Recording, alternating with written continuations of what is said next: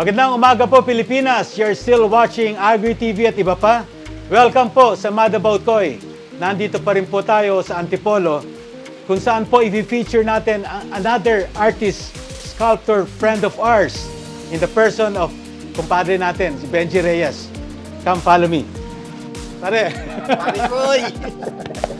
Benji Reyes po in the house. Welcome to Tahan. Thank you for having us here, Benji.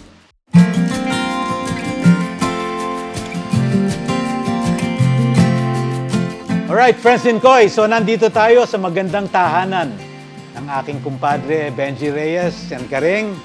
So, pare, maraming salamat for the honor of this interview. Welcome ho sa aming tahanan dito sa Antipolo. Alright, paring Benji, paki-explain, please elaborate a little, paano ba tayo nagsimula sa Koy? Nagkakilala tayo 20 years ago, no?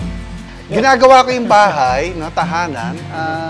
Gusto ko kasi experience na water around you, the sound of water flowing. So, why not build a pond? Pero as a builder, designer, wala akong alam sa filtration eh. No, the pond was there, pero yung filter mali. And buti na lang nakilala kita. Ayun, maraming I'm really honored for asking me. So, to begin with, ginawa mo na to, Bench, yung una, tapos pinaandar mo, and then it failed. It failed. And then, we rectified it. Hindi lang... failed big time. Hindi lang naman ako, no? I mean, it's a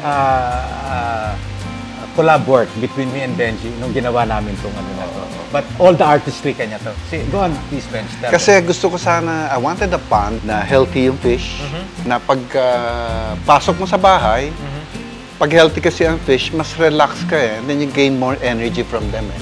So, with you coming in, na-attain natin yun, no? Okay. So, yung pond na ginawa natin, ilang chambers yun? 2 banks of filtration, and up to now, what's the beautiful thing about the motor bench? Kasi in my line of work, no, I do woodworking, so I practice preventive maintenance. Okay. You know?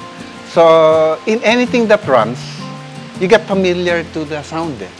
Pag may konting maling iba yung tunog, like the pumps, no? Papatayin mo muna isang pump, palit ng bearing. So I think we do that every 2 years, no?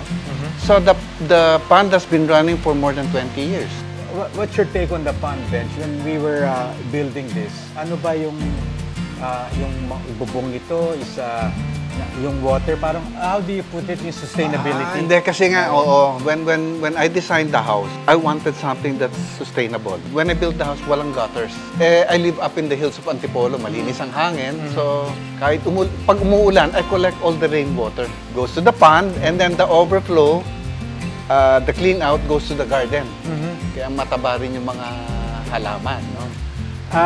Bench, we were talking about the high you get in Koy, and then meron naman itong kalungkutan din na binibigay sa atin, no? Kasi siguro coming from me as koi lover na lang. Yep. Koi lover. Let's say, alam mo ang kois kasi, alam naman natin, it can last, they can live more than 100 years. No? Some, and it's been documented. Pero hindi naman lahat yan. Alam mo, may namamatay din. Eh. Sa akin, personally, I love koi. It gives me good vibes and energy. No? It helps with being creative.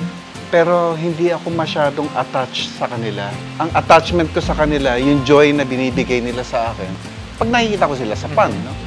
Pero hindi natin maiwasan, may mamamatay, may mangyayari, mawawalan ka ng koi, no? If you're too attached to them, nakalungkot, masakit eh. Dinibdib mo ng husto. Dinibdib mo na yun, and all the rest of the enjoyment time. Nawawala. Ako personally, and not only that, it takes away my time for being creative. Alam mo, you can only be creative pag masaya ka. Enjoy yourself with beautiful things. No? Yung nakakapag-energize sa'yo. And that's one of them, yung mga koi. Friends in Koy, join us again next week. At marami pa po tayong tatalakayin, pagkukwentuhan dito sa aking kumpadre, artist, Benji Reyes, builder. Dito po sa Agri TV's Mad About Koy. Kita-kits.